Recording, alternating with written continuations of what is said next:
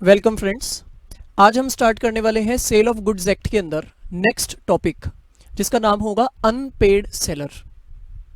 आइए एक एग्जांपल से हम सबसे पहले एक बहुत बेसिक अंडरस्टैंडिंग ले लेते हैं कि अनपेड सेलर का क्या मतलब होता है। बिल्कुल सिंपल और क्लियर वर्ड्स में हम एक एग्जांपल से इस बात को समझते हैं। देखिए, यहाँ पर एक पर्सन है जो दूसरे पर्सन को कहता है कि make the payment for the goods that I sold you 5 days अगो। सामने वाले को वो रिक्वेस्ट कर रहा है, भैया 5 दिन पहले मैं तुम्हें माल बेच चुका हूँ, पैसा तुम्हें मेरे को तभी दे देना चाहिए था, लेकिन चलो 5 दिन निकल गए, अब तो पैसा दे दो। जैसे ही इस पर्सन ने सामने वाले को ये बोला तो सामने से जवाब आता है, नो आई विल नॉट। अब आप बताइए कि जैसे ही सामने आई विल नॉट ये रिप्लाई आता है तो ये जो सेलर है इसको तो बहुत ही गुस्सा भी आएगा और आश्चर्य भी लगेगा, दोनों बातें होगी इसको। इसी केस को हम कहते हैं अनपेड सेलर वाला केस। यानी यहां पर ये जो सेलर है इसे हम अनपेड सेलर का नाम दे सकते हैं। तो अब आप समझ गए होंगे अनपेड सेलर किसको कहा जा रहा है। एक ऐसा सेलर जिसने ओनरशिप ट्रांसफर कर दी है, उसका पेमेंट ड्यू हो चुका है, लेकिन फिर भी उसको पेमेंट नहीं मिला, तो that person, that seller is called unpaid seller. Clear हो गई ये बात। अब हमको इस पर्टिकुलर चैप्टर में या टॉपिक में करना क्या है। देखिए, अनपेड सेलर्स जो भी होते हैं उनके पास में लॉ में कुछ राइट्स रखे हुए हैं। यानी लॉ कहता है कि जो भी जना अनपेड सेलर कहलाएगा उसको बायर के अगेंस्ट में हम कुछ राइट्स देंगे और वो उन राइट्स को एक्सरसाइज कर सकता है। हमें उन राइट्स को ही बहुत डिटेल में पढ़ना होगा इस पर्टिकुलर चैप्टर में। तो आइए सबसे पहले तो हम नोट्स में से ये जान लेते हैं कि अनपेड सेलर का क्या मतलब होता है, थोड़ा और उसके बारे में डिटेल जान लेते हैं, और उसके बाद में फिर हमारा जो मेन टारगेट होगा वो होगा अनपेड सेलर के राइट्स को समझना। तो देखिए, हम सीधे आते हैं अभी नोट्स पर। नोट्स में अनपेड सेलर का मीनिंग लिखा हुआ है। क्या है आइए चेक करते हैं। यहां मीनिंग में लिखा हुआ है कि a seller of goods is deemed to be unpaid seller. यानी कि गुड्स के एक सेलर को हम अनपेड सेलर तब मानेंगे जब दो में से कोई भी शर्त पूरी हो जाए। चेक करते हैं वो दो शर्तें क्या बताई हुई है। या तो उसको पूरी की पूरी कीमत गुड्स की नहीं मिली है, या टेंडर नहीं हुई है। तो थोड़ा मैं आपको विद एग्जांपल भी इन चीज़ों को समझाते चलूँगा। मान लेते हैं कोई गुड्स मैंने बेचे थे सामने वाले को, जिस गुड्स की कीमत मैंने उसको बताई थी 100 रुपीज़, 100 रुपये उसको बताई थी। अब अगर सामने वाले ने मुझे पूरे के पूरे 100 रुपये दे दिए तब तो बात बिल्कुल ठीक है।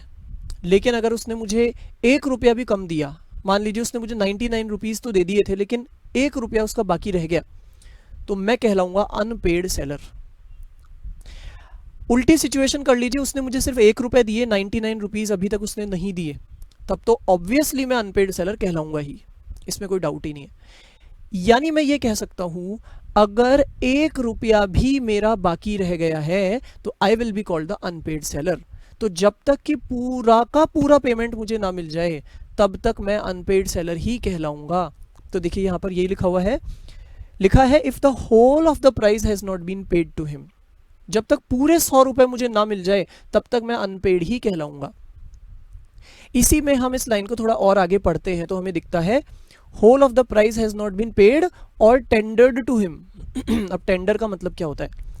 एक तो है बायर आके मुझे एक्चुअली पे कर जाए 100 रुपए, तब तो मेरा काम हो ही जाएगा, नो डाउट, तब तो मैं अनपेड नहीं कहलाऊंगा, इसमें कोई डाउट नहीं है। लेकिन अगर बायर आके मुझे अपनी तरफ से 100 रुपए ऑफर भी कर दे, फिर वो अलग बात है कि मैं उस ऑफर को ठुकरा दूं। उसने तो मुझे 100 रुपए बिल्कुल सही तरीके से दिए, ऑफर किए, टेंडर किए, लेकिन मैंने ही उसको कोई ना कोई इनवैलिड रीजन से लौटा दिया।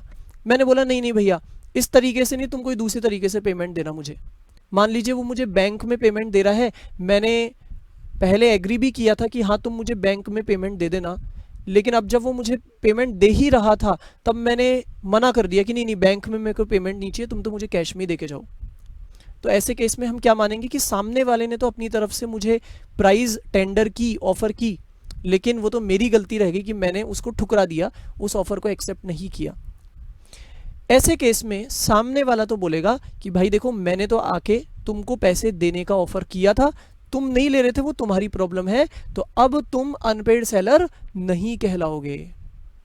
तो अब आप बताइए, अगर सामने वाले ने मुझे पूरा पेमेंट दे दिया तब भी मैं अनपेड सेलर नहीं हूं, लेकिन अगर सामने वाले ने मुझे टेंडर भी कर दिया पूरा पेमेंट, मात्र उसने मुझे ऑफर भी दे दिया, लेकिन वो टेंडर उसने सही ढंग से किया होना चाहिए, हमने जो आपस में तय किया था उन्हीं टर्म्स कंडीशंस पे उसने मुझे टेंडर किया होना चाहिए। अगर उसने मुझे पूरी कीमत टेंडर कर दी है, फिर भले ही पेमेंट फाइनल नहीं किया गया हो, लेकिन मैं अब वापस से अनपेड सेलर नहीं कहलाऊंगा, क्योंकि सामने वाले ने तो अपना फर्ज पूरा कर दिया ना।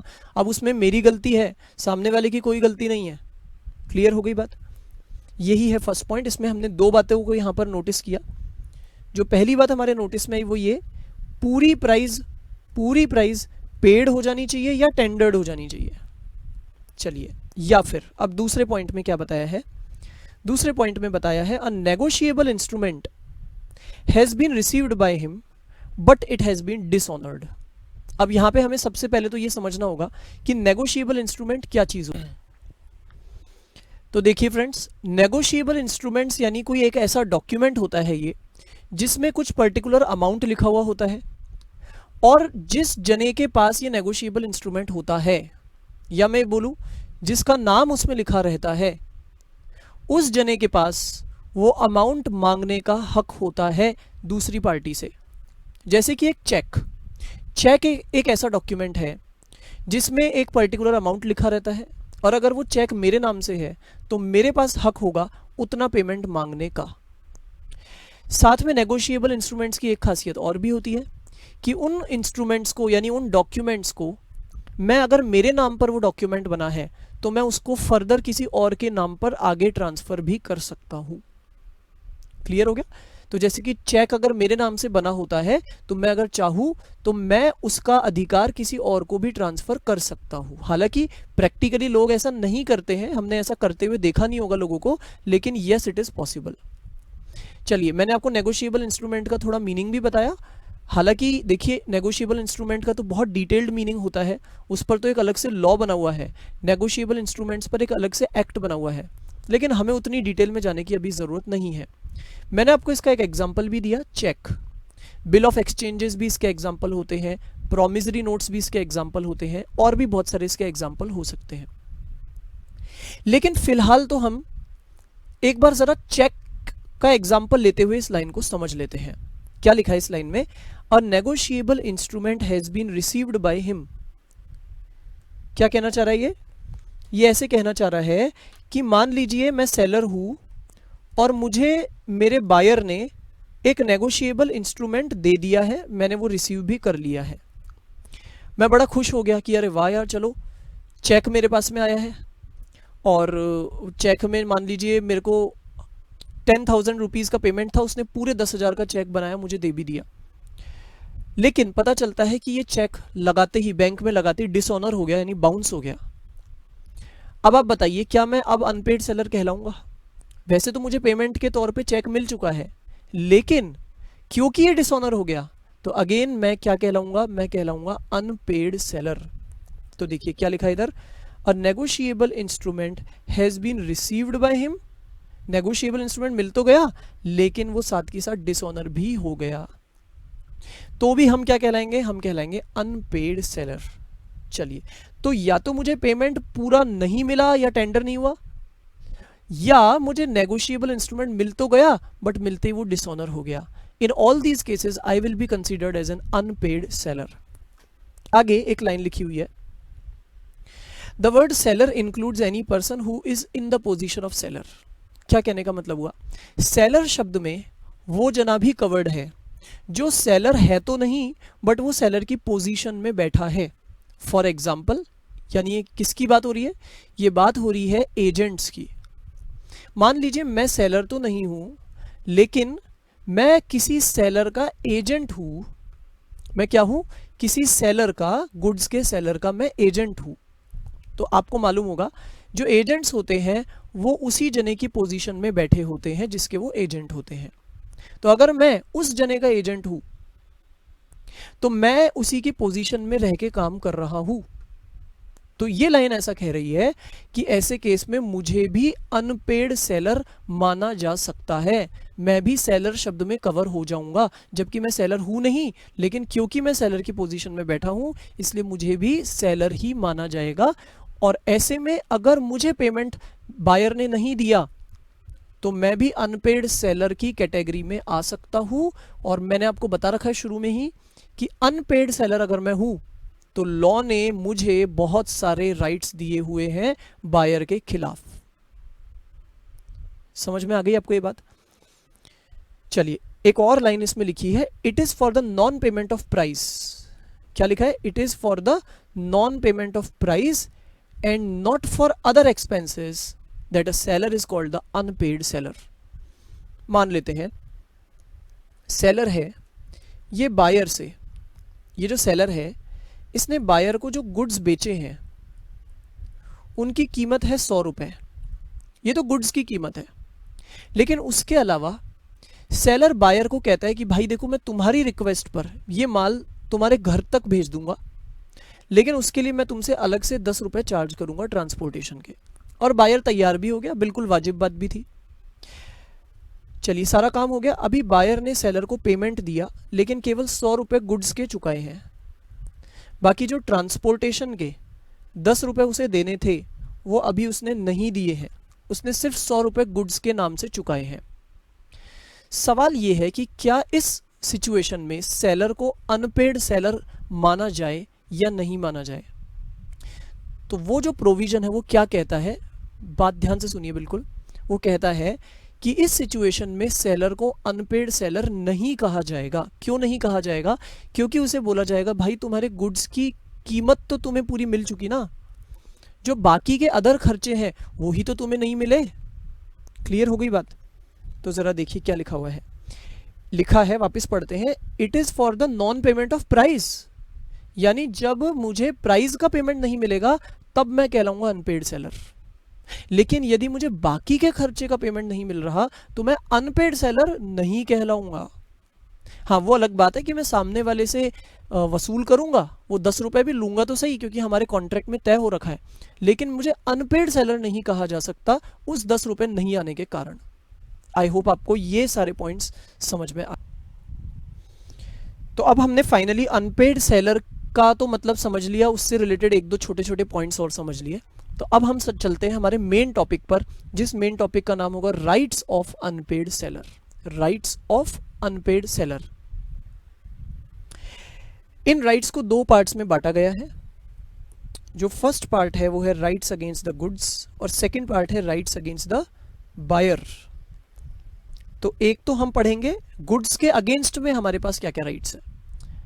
यानी मैं हूं सेलर, मैं बायर को गुड्स बेच चुका, लेकिन बायर ने अभी मुझे कीमत नहीं चुकाई। अब मैं मेरे कुछ अधिकार को यूज करने वाला हूं उन गुड्स के खिलाफ। और फिर ऐसे ही हम पढ़ेंगे कुछ मेरे राइट्स अगेंस्ट द बायर, यानी मैं बायर के अगेंस्ट डायरेक्टली एक्शन भी ले सकता हूं, वो अलग राइट्स हम पढ़ेंगे। सबसे ज्यादा इंपॉर्टेंट इनमें से होंगे गुड्स के अगेंस्ट जो हमारे पास राइट्स होते हैं। तो आइए सबसे पहले हम वहीं से स्टार्ट करते हैं। इसमें हमारे पास 3 राइट्स हैं। Right of लियन on goods, right of लियन on goods. अभी मैं सिंपली इनकी रीडिंग लगा रहा हूं, फिर मैं एक एक करके इनको बहुत अच्छे से आपको समझाऊंगा। एक आता है right of stoppage of goods in transit, और फिर एक लास्ट आता है right of resale of goods. तो आइए पहले हम स्टार्ट इन्हीं से करते हैं और फिर हम चलेंगे बाद में राइट्स अगेंस्ट द बायर पे। तो एक एक करके हम इनको लेना शुरू करेंगे। सबसे पहले राइट ऑफ लियन। तो नीचे चलते हैं, देखिए राइट्स अगेंस्ट द गुड्स में सबसे पहले हमारे सामने है राइट ऑफ लियन। Right of लियन। चलिए करें स्टार्ट। तो देख लीजिए, एक एग्जांपल से मैं आपको समझा देता हूं। Again seller buyer.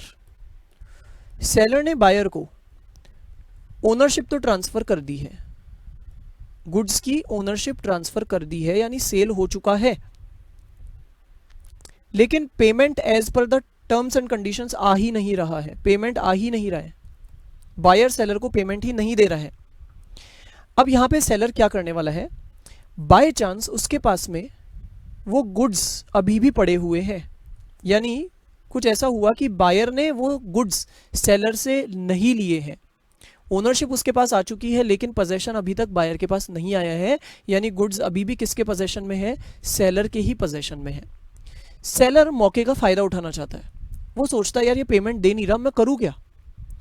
तो ये क्या करता है, ये बायर को कहता है कि भाई देखो तुम्हारा माल अभी मेरे पास है, अब मैं तुम्हें तुम्हारा माल दूंगा ही नहीं जब तक तुम मुझे पेमेंट ना दे दो।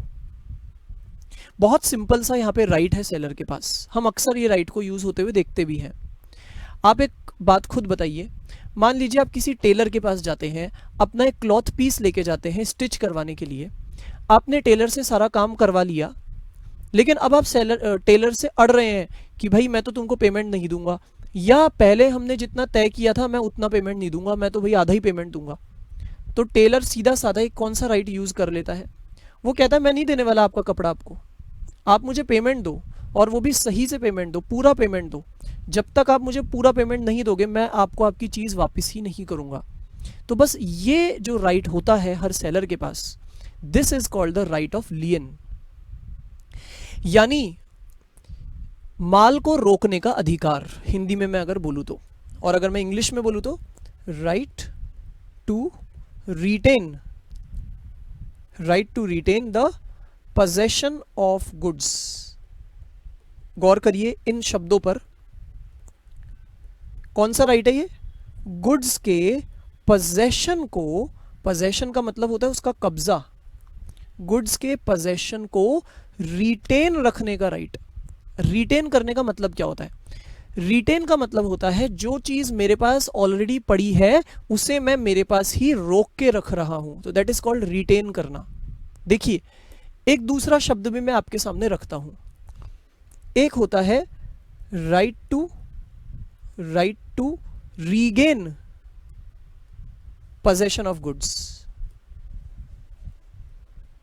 वापस सुनते हैं, right to regain the possession of goods. यहां पर एक वर्ड का फर्क दिख रहा है हमें, रीगेन। इसका मतलब यह होता है, राइट टू रीगेन का मतलब है मैंने किसी गुड्स पर अपना पोजेशन छोड़ दिया था लेकिन अब मैं वापस उसे रीगेन कर रहा हूं, यानी वापस ले रहा हूं। तो कोई गुड्स थे जो मेरे पास थे नहीं, मेरे हाथों में नहीं थे, किसी और के हाथों में थे और मैं उससे वापस उनको लेता हूं, that is called regain the possession. On the other hand retain the possession का मतलब क्या होता है, मेरे पास ऑलरेडी वो गुड्स पड़े थे, मेरे पोजेशन में ऑलरेडी थे, मैं उन्हें अपने पास ही रोक कर रख रहा हूं, दैट इज कॉल्ड रिटेन करना। दोनों में फर्क है। मैं आपको ये कहना चाह रहा हूं कि राइट ऑफ लियन जो हम अभी पढ़ रहे हैं, ये राइट ऑफ लियन का मतलब होता है राइट टू रिटेन, यानी जो गुड्स का कब्जा मेरे पास ऑलरेडी पड़ा है उसे मैं अपने पास ही रोक करके रखूं, मैं कहीं वापस से गुड्स सामने वाले से लेकर के आने की कोशिश ना करूं। ये राइट यहां पर नहीं हो रहा है जिसमें मैं सामने से वापस लेकर के आ रहा हूं, नो, मेरे पास जो पड़ा है मैं उसी को रोक के रख सकता हूं। तो ये राइट मैंने जैसे कि आपको बताया बहुत ही कॉमन है और अक्सर सभी सेलर्स इस राइट को यूज करते हैं। तो आइए पढ़ते हैं। लिखा है right of lien means right to retain the possession of goods, जब तक कि पूरा पैसा हमें ना मिल जाए या ना टेंडर हो जाए तब तक हम इसे गुड्स को रोक के रख सकते हैं। फिर बताइए कुछ conditions for exercising right of लियन। Right of लियन को यूज करने की कुछ शर्तें, कब हम इस राइट को यूज कर सकते हैं, कब सेलर उन गुड्स को रोक के बैठ सकता है। पहला, अगर उन गुड्स को बेचा गया है लेकिन कोई क्रेडिट की शर्तें डाले बिना, इंपॉर्टेंट बातें क्या है, उधार की कोई भी कंडीशन डाले बिना उन्हें बेचा गया है, मैं ये कह सकता हूं ये कैश सेल है। अब आप बताइए अगर ये कैश सेल है तो उस केस में सामने वाले को मुझे पेमेंट तुरंत देना चाहिए ना, यस बिल्कुल देना चाहिए, लेकिन वो नहीं दे रहा है, इसीलिए मैं क्या बन गया, अनपेड सेलर। ऐसे केस में मैं बड़े आराम से उसकी चीज रोक के बैठ सकता हूं। सेकंड केस, गुड्स को इस बार मैंने बेचा है क्रेडिट पर यानी उधार पे। फॉर एग्जाम्पल मैंने सामने वाले को 10 दिन की उधारी का टाइम दिया है, 10 डेज क्रेडिट पीरियड दिया है और 10 दिन का पीरियड लैप्स हो चुका, द टर्म ऑफ क्रेडिट यानी जो जो ड्यूरेशन थी क्रेडिट की वो खत्म हो चुकी। अब अगर ऐसा हो गया तो बताइए 10 दिन होते ही मेरे पास अधिकार आ जाएगा ना सामने वाले से पैसा मांगने का। लेकिन वो भाई साहब तो फिर भी मुझे पेमेंट नहीं दे रहे हैं, तो मैं क्या करूंगा, मैं गुड्स को रिटेन करके बैठ जाऊंगा। The third case is where the buyer becomes insolvent. Buyer ही क्या हो गया, बायर ही दिवालिया हो गया। अब आप खुद सोचिए, यहां क्रेडिट पीरियड का कोई चक्कर नहीं है, आप भूल जाइए क्रेडिट पीरियड। लेकिन जो ही मैंने सामने वाले को माल बेच दिया यानी ओनरशिप दे दी, वैसे ही मुझे मालूम पड़ा, सपोज करिए वैसे ही मुझे मालूम पड़ा कि बायर तो इंसॉल्वेंट हो गया। जैसे ही मुझे मालूम पड़ा कि वो इंसॉल्वेंट हो गया, वैसे ही मैं लियन को यूज कर सकता हूं। क्यों? क्योंकि मुझे पता है कि क्योंकि बायर इंसॉल्वेंट हो गया तो भैया कोई श्योरिटी नहीं है कि मुझे पूरा पेमेंट मिलेगा या नहीं मिलेगा। ऐसे केस में लॉ कहता है आप इसी समय लियन को यूज कर सकते हो, यानी अगर कोई गुड्स आपके पास पड़े हैं उसके, उन गुड्स को आप रोक के रख सकते हो। क्लियर हो गया? नेक्स्ट हमें बताया गया है कुछ स्पेशल केसेस। देखते हैं वो स्पेशल केसेस क्या क्या है। राइट ऑफ लियन से रिलेटेड एक स्पेशल केस हमें बताया हुआ है, लिखा है right of lien can also be exercised by the seller who is in the possession of the goods as an agent और बेली फॉर द बायर। मान लेते हैं सेलर के पास में, ऑल्दो सेलर ने बायर को गुड्स की ओनरशिप भी ट्रांसफर कर दी है और पोजेशन भी ट्रांसफर कर दिया है, दोनों चीजें उसने बायर को दे दी थी, राइट, दोनों चीजें दे दी थी। लेकिन मैं आपको बता दूं ये सेलर अनपेड सेलर है, यानी इसको पेमेंट अभी तक नहीं मिला हुआ है। अच्छा, अब आप खुद बताइए, अगर सेलर ने गुड्स ही बायर को दे दिए तो क्या सेलर राइट ऑफ लियन को यूज कर सकता है? अब जवाब है बिल्कुल नहीं कर सकता, क्योंकि पोजेशन वो खो चुका है। और अगर एक बार पोजेशन आपके हाथों से निकल गया तो अब आप इस राइट ऑफ लियन को यूज नहीं कर सकते। लेकिन किसी न किसी कारण से बाय चांस वापस से सेलर के पास वो गुड्स लौट के आ जाते हैं, कोई भी कारण हो सकता है वो। जैसे मैं आपको एग्जांपल देता हूं, ऐसा क्या कारण हो सकता है? हो सकता है बायर ने सेलर को यही गुड्स आगे बेचने के लिए अपना एजेंट अपॉइंट कर दिया, यानी ये एक अलग ही कॉन्ट्रैक्ट बन रहा है। क्या हुआ इस कॉन्ट्रैक्ट में, बायर ने सेलर को बोला कि यार तुम है ना माल बेचने में बड़े एक्सपर्ट हो, तुमने मुझे भी बेचा, तो एक काम करो, मैं खुद इसको आगे किसी को बेचना चाहता हूं, लेकिन मैं मेरे ग्राहक को कन्विंस नहीं कर पाता, तुम मेरे एजेंट बन जाओ। तुम मेरे एजेंट बन के मेरा ये जो माल मैंने तुमसे ही खरीदा था ना, तुम यही माल आगे बेच दो मेरे बिहाफ पर, यानी मेरा एजेंट बनकर। सेलर ने बोला कि ठीक है, बिल्कुल, क्यों नहीं, मैं तो तैयार बैठा हूं। तो इस बार सेलर बन गया है बायर का एजेंट, और सेलर तो बस मौके की तलाश ही कर रहा था। अब क्या हुआ, बायर ने बोला लो भैया अब तुम मेरे एजेंट हो, मैं तुमको ये गुड्स वापस दे रहा हूं। क्यों दे रहा हूं? आगे किसी को बेचने के लिए, मेरे बिहाफ पे, बायर्स को बेचने के लिए। जो ही सेलर के पास ये गुड्स आ गए, कौन से वाले गुड्स है ये वही गुड्स है जो सेलर ने बायर को बेचे थे, ये वापस लौट के सेलर के पास ही आ रहे हैं। लेकिन इस बार सेलर के पास ये गुड्स किस मायने में पड़े हुए हैं, किस कैपेसिटी में पड़े हुए हैं, ये उसके पास इस बार सेलर की हैसियत से नहीं पड़े, बल्कि उसके पास एज एन एजेंट ये गुड्स पड़े हुए हैं। अब अगर ऐसा हो गया तो सेलर अगेन बोलेगा कि भैया जो भी है गुड्स तो मेरे पास आ गए, तो मेरे पास इन गुड्स का पोजेशन आ गया, तो मैं इस राइट ऑफ लियन को अब वापस यूज कर सकता हूं। और ये बायर को बोलता है भैया तुमने मुझे पेमेंट चुकाया नहीं था, मुझे याद आ गया, अब तुम्हें भी याद होगा, तुमने मुझे पेमेंट नहीं चुका रखा, मैं हूं अनपेड सेलर, मेरे पास में इन्हीं गुड्स का पोजेशन वापस आ चुका है, तो अब मैं इस पे राइट ऑफ लियन को यूज कर रहा हूं, और अब मैं ये गुड्स किसी को नहीं देने वाला, ये मैं मेरे पास ही रखूंगा, तुम पहले मुझे मेरा पेमेंट दो। कहने का मतलब है अगर सेलर एक बार वापस से पोजेशन उसके पास आ जाता है, चाहे एज एन एजेंट आ रहा है और चाहे एज अ बेली आ रहा है। अब मैं आपको बेली वाला भी एक एग्जांपल दे देता हूं। तो देखिए मैं आपको थोड़ा सा डिफरेंट एग्जांपल दे रहा हूं। इस बार बायर ने सेलर को यही गुड्स जो उसने बायर सेलर से खरीदे थे, यही गुड्स वो वापस सेलर को दे रहा है। किस लिए दे रहा है? उस पर रिपेयरिंग करवाने के लिए। मान लीजिए कुछ छोटी मोटी टूट फूट हो गई होगी, और बायर ने सेलर को बोला यार तुम वो चीज़ वापस ले लो, इसको रिपेयर करके दे दो। अब एक बार वापस से वो गुड्स किसके हाथों में आ गए? सेलर के पास में आ गए। सेलर फिर से बायर को बोलेगा भाई अब मैं तुम्हें तुम्हारी ये चीज़ वापस नहीं करूंगा, मैं इसको रोक के रख रहा हूं, मैं इसको रिटेन करके रख रहा हूं क्योंकि तुमने मुझे पेमेंट नहीं चुका रखा, I am the unpaid seller. यानी हमने इस सभी एग्जाम्पल से जो समझी बात वो ये कि अनपेड सेलर के पास गुड्स पे लियन का अधिकार है, चाहे वो गुड्स उसके पास सेलर के तौर पे पड़े हैं, चाहे एज अ बेली पड़े हैं, चाहे एज एन एजेंट पड़े हैं। किसी भी कारण से अगर उसके पास वो गुड्स का पोजेशन पड़ा है तो वो बड़े आराम से लियन का राइट एक्सरसाइज कर सकता है। यही बातें इस लाइन में बताई गई है फर्स्ट वाले स्पेशल केस में। वापस पढ़ते हैं, right of lien can be exercise by the seller, जो उन गुड्स का पोजेशन रखता है, चाहे वो पोजेशन एज एन एजेंट रखे चाहे एज अ बेली रखे। अब अपन करते हैं सेकंड स्पेशल केस जिसमें लिखा हुआ है where part delivery of the goods has been made. तो इस बार क्या हो रहा है? इस बार कुछ ऐसा हो रहा है कि सेलर ने बायर को नो डाउट 100 यूनिट्स का ओनरशिप तो ट्रांसफर कर दिया है, यानी सेल तो कर दिया, लेकिन अभी उसे पेमेंट नहीं मिला, नो पेमेंट, तो इसीलिए हम इसको कह रहे हैं अनपेड सेलर। क्लियर हो गया?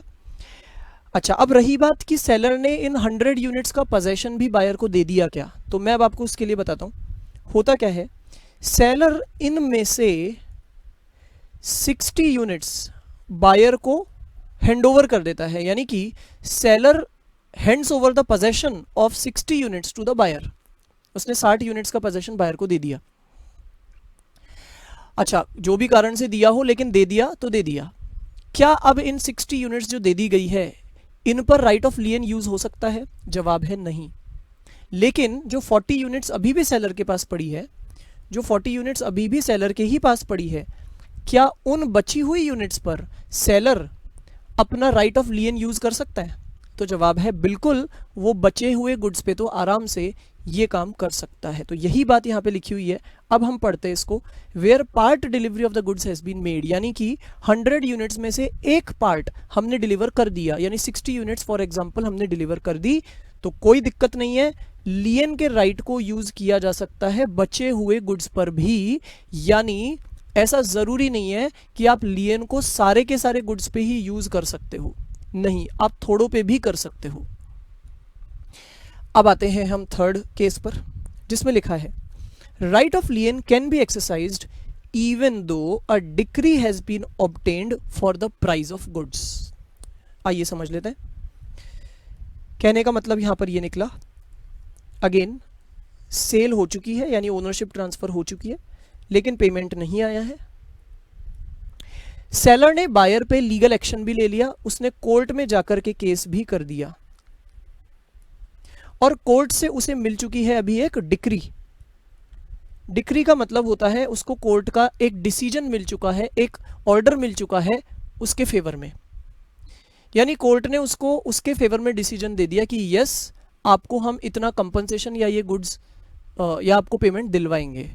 तो इस तरह से उसको कोर्ट का ऑर्डर उसके फेवर में मिल चुका है। किसके फेवर में मिल चुका है? सेलर को, सेलर के खुद के फेवर में कोर्ट की डिक्री मिल चुकी है। क्वेश्चन है, क्या डिक्री मिलने के बाद भी सेलर लियन का प्रयोग कर सकता है, लियन का यूज कर सकता है? तो देखते हैं वापस क्या लिखा है यहाँ पर। यहाँ पर यही लिखा है कि जी हाँ, आप राइट ऑफ लियन को डिक्री मिलने के बावजूद भी एक्सरसाइज कर सकते हो। यानी एक तरफ से आपको डिक्री का फायदा तो मिल चुका है, लेकिन दूसरी तरफ से आप फिर भी लियन को यूज कर सकते हो, यानी सामने वाले के गुड्स को रोक के रख सकते हो जब तक कि वो आपको पेमेंट ना कर दे। दो काम एक साथ हो सकते हैं। नेक्स्ट लिखा है right of lien can not be assigned. बिल्कुल कॉमन सेंस की बात है, यानी यहां पर ऐसा नहीं हो सकता कि जो एस यानी सेलर है उसके पास राइट ऑफ लियन तो आ चुका, वो ये चाहता है कि मैं इस राइट ऑफ लियन को असाइन कर दूं किसी और को, यानी ये ट्रांसफर कर दूं किसी और को। क्या वो ऐसा कर सकता है? मान लीजिए उसने ऐसा किया तो उसका नतीजा क्या होगा, उसका इफेक्ट क्या होगा? मान लेते हैं सेलर के पास ये गुड्स का पोजेशन पड़ा था और इसने इस पर लियन का यूज कर लिया, फिर इसके मूड में आता है यार एक काम करते हैं, ये जो लियन है ना, ये मैं जेड नाम के पर्सन को असाइन कर देता हूं। इसका मतलब क्या निकला, आप ये समझिए इसका मतलब क्या निकला। इसका मतलब ये निकला, सेलर जेड को ये बोलेगा कि देखो भाई ये माल जो कि बायर का है, ये अब तक तो मैंने रोक के रख रखा है, अब एक काम करो इस माल को तुम अपने पास रोक के रख लो, तुम इसे रिटेन करके रख लो जब तक कि बायर पेमेंट ना दे दे। लॉ कहता है सेलर को कि पैसा किसका अटका हुआ है, सेलर कहता है मेरा पैसा अटका हुआ है, तो लॉ कहता है भाई लियन भी फिर तुमको ही यूज करना है, तुम किसी और को यूज करने के लिए क्यों कह रहे हो लियन, यानी तुम लियन का अधिकार किसी और को ट्रांसफर नहीं कर सकते हो। जब पैसा तुम्हारा अटका है तो राइट भी तुमको तुम्हारे पास ही रखना है। क्लियर हो गई होगी बात आपको? ठीक है, ये हमने कुछ स्पेशल केसेस पढ़े। अब इसके बाद हम आगे चलते हैं। कुछ ऐसी सिचुएशंस हमें बताई हुई है जबकि सेलर के पास से ये राइट हट जाएगा, खत्म हो जाएगा। तो the situations where seller loses this right, check करते हैं वो कौन कौन सी सिचुएशंस है। सेलर के पास लियन का राइट खत्म हो जाएगा, पहला केस, जबकि गुड्स की डिलीवरी ही दे दी गई है किसको, कैरियर को या किसी अदर बेली को, यानी माल ही डिलीवर कर दिया गया है, यानी उसका पोजेशन हैंडओवर कर दिया गया है किसको, कैरियर को या किसी भी और जने को। क्यों दिया गया है, to transmit them to buyer, यानी मैंने एक बार किसी ट्रांसपोर्ट कंपनी वाले के ट्रक में वो माल अगर चढ़ा दिया, अच्छा क्यों चढ़ाया, कि वो ट्रांसपोर्ट कंपनी वाले वो माल बायर तक पहुंचा दे। अब आप बोलेंगे सर आपने ट्रांसपोर्ट वालों के ट्रक पर ही तो चढ़ाया है, बायर को हाथों में थोड़ी पकड़ाया। लेकिन आप इस बात को समझिए, अगर मैंने कैरियर के ऊपर, कैरियर को वो माल हैंडओवर कर दिया without reserving the right of disposal, ये लाइन बहुत इंपॉर्टेंट है, मैंने ये माल कैरियर को दिया तो सही, लेकिन कैसे दिया, without reserving the right of disposal. I hope आपको याद आ रहा है, हमने इसका बहुत अच्छे से मतलब समझा हुआ है जब हम ट्रांसफर ऑफ प्रॉपर्टी वाला चैप्टर पढ़ रहे थे सेल ऑफ गुड्स एक्ट में, तब मैंने आपको बहुत डिटेल में समझाया हुआ है कि राइट ऑफ डिस्पोजल रिजर्व करना क्या होता है और नहीं करना क्या होता है, तब हमने बहुत अच्छे से देखा था। तो मैं वापस उसको एक्सप्लेन नहीं करूंगा क्योंकि तब हमने बहुत डिटेल में एक्सप्लेनेशन उसका देखा था। तो अभी तो मैं इतना सा कहना चाहूंगा, मैंने कैरियर को यानी कि ट्रांसपोर्ट वालों को वो माल हैंडओवर कर दिया, लेकिन राइट ऑफ डिस्पोजल को मैंने अपने पास रिजर्व नहीं किया। अगर ऐसा है तो मान लिया जाएगा कि वो माल बायर के हाथों में पहुंच गया, जबकि बायर के हाथों में वो आया नहीं है, अभी तो वो केवल कैरियर के ऊपर चढ़ाया गया है, ट्रक के ऊपर चढ़ाया गया है, लेकिन मान ऐसे लिया जाएगा जैसे वो बायर के हाथों में चला गया। और अगर हमने ऐसा मान लिया तो लियन का अधिकार तो मेरा हो गया फिनिश। चलिए इसके बाद में है, अगर बायर ने लॉफुली पोजेशन ले लिया है उन गुड्स का, बहुत ही सिंपल केस है, कॉमन सेंस का केस है, अगर बायर ने उन माल का पोजेशन ही ले लिया तो फिर तो बचा ही क्या, मेरे पास से तो लियन खत्म हो गया ना, क्योंकि लियन का राइट मेरे पास सिर्फ तब तक रहता है जब तक वो गुड्स मेरे पोजेशन में रहते हैं, यानी सेलर के पोजेशन में रहते हैं। बायर ने ले लिया तो बात खत्म हो गई। नेक्स्ट, जहां सेलर ने ही अपना ये राइट वेव कर रखा है, यानी माफ कर रखा है, छोड़ रखा है, तो कई बार ऐसा भी हो सकता है कि कॉन्ट्रैक्ट करते समय ही सेलर ने बायर को कह रखा है भाई तुम निश्चिंत रहना, तुम मुझे पेमेंट नहीं भी दोगे अगर, तो मैं तुम्हारे खिलाफ भले ही लीगल एक्शन ले लूंगा, लेकिन तुम्हारा माल रोक कर नहीं बैठूंगा, यानी मैं लियन के राइट को यूज नहीं करूंगा। तो अगर सेलर ने अपना ये राइट वेव कर रखा है तो फिर तो उसको कौन, वो कैसे कर सकता है ये काम, फिर तो उसके पास से राइट खत्म हो चुका। लास्ट के दो केसेस को थोड़ा ज्यादा ध्यान से देखिए आप, क्या लिखा है इसमें, buyer disposes of the goods with seller's consent. इसका मतलब ये हो रहा है कि सेलर ने बायर को सेल कर दी थी, यानी ओनरशिप ट्रांसफर कर दी थी, लेकिन जैसा कि मैं आपको बार बार कह रहा हूं सेलर हमारा अनपेड सेलर है। मान लेते हैं सेलर के पोजेशन में ही गुड्स भी पड़े हुए हैं, क्या वो लियन को यूज कर सकता है? जी हाँ, बिल्कुल आराम से कर सकता है। लेकिन होता क्या है, बायर ने सेलर को पूछा कि भाई ये तुमने मेरे को माल बेच तो दिया, ओनरशिप तो दे दी, क्या मैं इसको आगे जेड नाम के एक जने को रीसेल कर दूं? जेड या जो भी है, क्या मैं उसे रीसेल कर दूं? सेलर ने बड़े खुशी से बोला, क्यों नहीं यार, आराम से करो ना, ये माल तो तुम्हारा हो चुका है, ओनरशिप तो तुम्हारे पास आ ही चुकी है, तो तुम आराम से आगे किसी और को भेज दो। अब ध्यान से देखिए हो क्या रहा है। यहां बायर ने इसी चीज को फर्दर आगे बेच दिया, लेकिन किससे पूछ के? सेलर से पूछ के। अगर सेलर ने खुद ने हाँ किया तो आप मान लीजिए सेलर के पास से लियन का जो अधिकार था वो खत्म हो चुका। यानी अब सेलर बायर को ये नहीं कह सकता तुमने मुझे पेमेंट नहीं दिया, मैं तुम्हारा माल तुम्हें नहीं दे सकता। नाउ सेलर कैन नॉट से दिस, क्योंकि बायर बोलेगा यार तुमको देना ही पड़ेगा माल, क्योंकि मैं ये आगे तुम्हारे से पूछ के किसी को बेच चुका हूं, तो तुम्हें मुझे ये माल देना ही पड़ेगा। तो यही पॉइंट यहां पे लिखा है कि where the buyer disposes of the goods, यानी ये बायर आगे किसी को बेच देता है ये गुड्स सेलर से पूछकर, तो सेलर के पास से लियन का राइट खत्म। अच्छा, एक और केस देखते हैं।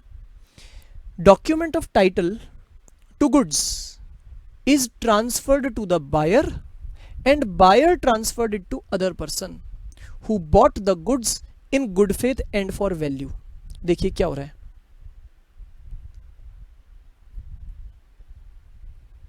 सेलर ने बायर को इस बार नो डाउट ओनरशिप तो दे ही रखी है, वो तो मैं आपको बार बार रिपीट क्या करूं, ओनरशिप तो दे ही रखी है, लेकिन गुड्स का पोजेशन नहीं दे रखा। यानी गुड्स अभी भी सेलर के पास ही पड़े हैं, सेलर बड़ी खुशी खुशी से उस पर लियन यूज करके बैठा हुआ है। लेकिन सेलर ने एक काम जरूर कर रखा है, और वो क्या? उसने बायर को इन गुड्स का डॉक्यूमेंट ऑफ टाइटल बना के दे रखा है। इन गुड्स का डॉक्यूमेंट ऑफ टाइटल किसके पास है? बायर के पास है, और बायर के खुद के नाम से बना हुआ है, मेन बात है। क्लियर हो गया? तो ये डॉक्यूमेंट ऑफ टाइटल बायर के नाम से बना हुआ है, सेलर ने डॉक्यूमेंट ऑफ टाइटल बायर को बना के दे रखा है, राइट। अच्छा, अब क्या होता है, ये जो बायर है ये जेड नाम के पर्सन को ये डॉक्यूमेंट ऑफ टाइटल ट्रांसफर कर देता है। क्या करता है ये? डॉक्यूमेंट ऑफ टाइटल ट्रांसफर कर देता है। किसको? जेड को। जेड को ये बात पता नहीं है, अब ध्यान से सुनिए, जेड को ये बात पता नहीं है कि जिन गुड्स का डॉक्यूमेंट ऑफ टाइटल मुझे मिला, आप वैसे ये तो जानते होंगे कि अगर डॉक्यूमेंट ऑफ टाइटल जेड के नाम पर चला गया तो इसका क्या मतलब है? इसका मतलब ये है कि अब उन गुड्स को कौन अपने हक में ले सकता है, कौन अपने कब्जे में ले सकता है? जेड ले सकता है, क्योंकि जेड का नाम उस डॉक्यूमेंट में आ गया है। तो किसके पास उन गुड्स पर टाइटल आ जाएगा? जेड के पास। लेकिन एक प्रॉब्लम है, जेड को यह बात नहीं मालूम है कि जिन गुड्स का डॉक्यूमेंट ऑफ टाइटल मेरे पास आया वो गुड्स पर तो सेलर ने, ओरिजिनल सेलर ने लियन का यूज कर रखा है। उसको ये बात पता नहीं है। जेड को तो लग रहा है यार बी मुझे जब बेच रहा है, देखिए बी इसी माल को रीसेल करने में लगा हुआ है, ऐसा ही हो रहा है ना। लेकिन उसने क्या किया, उसने डॉक्यूमेंट ऑफ टाइटल जेड के नाम पे ट्रांसफर कर दिए। अब जेड को ये पता नहीं है कि जो बी मुझे माल बेच रहा है, जिस माल का डॉक्यूमेंट ऑफ टाइटल बी मुझे दे रहा है, वो माल तो ऑलरेडी किसी और ने लियन पे रखा हुआ है। जेड को ये बात नहीं मालूम। क्लियर हो गई बात? और जेड तो इतना इनोसेंट है, उसको कुछ भी नहीं मालूम कि उसने तो बी को पेमेंट भी दे दिया, क्योंकि वो बी से ये माल खरीद रहा है तो उसने तो पेमेंट भी दे दिया। यानी यहाँ पे दो प्रॉब्लम्स है, जेड ने पेमेंट भी दे दिया और जेड इनोसेंट बायर भी है, उसे ये बात पता नहीं है कि इस माल पर किसी प्रीवियस सेलर ने, पिछले सेलर ने लियन यूज कर रखा है। अब अगर जेड इतना गुड फेथ में माल खरीद रहा है और पैसा भी देकर के माल खरीद रहा है, तो लॉ क्या कहता है कि अब सेलर के पास से ये लियन खत्म हो जाएगा। सेलर को ये लियन का राइट अब नहीं मिल सकता। क्यों नहीं मिल सकता? क्योंकि लॉ इस इनोसेंट बायर को प्रोटेक्ट करना चाहता है। तो लॉ सेलर को कहता है भाई अब ये गुड्स तुम छोड़ ही दो, बायर को दे दो, और बायर फिर दे देगा जेड को, या फिर जेड खुद आकर के ले जाएगा, कहने का मतलब है। जबकि डॉक्यूमेंट ऑफ टाइटल ही अब जेड के नाम पे बन गया, तो अब जेड डायरेक्टली आके ये माल तुमसे ले लेगा, तुमको देना पड़ेगा, तुम लियन को यूज अब नहीं कर सकते। समझ में आ रही है बात? वापस पढ़ते हैं एक बार इस पॉइंट को। इसमें लिखा है डॉक्यूमेंट ऑफ टाइटल सेलर ने तो दे दिया बायर को, और बायर ने इसे आगे ट्रांसफर कर दिया किसी और को, जैसे कि जेड को। अब ये जो जेड है इसने इस माल को खरीदा है गुड फेथ में और वैल्यू के बदले, यानी पैसा दे करके। तो ऐसे केस में सेलर के पास से राइट ऑफ लियन खत्म हो चुका है। तो चलिए फ्रेंड्स, हमने राइट ऑफ लियन को बहुत अच्छे से समझ लिया, इसकी डिटेल के बहुत सारे छोटे छोटे प्रोविजंस हमने कवर कर लिए। अब हम इसके आगे के जो राइट्स हैं वो करने वाले हैं in the next class. Thanks a lot.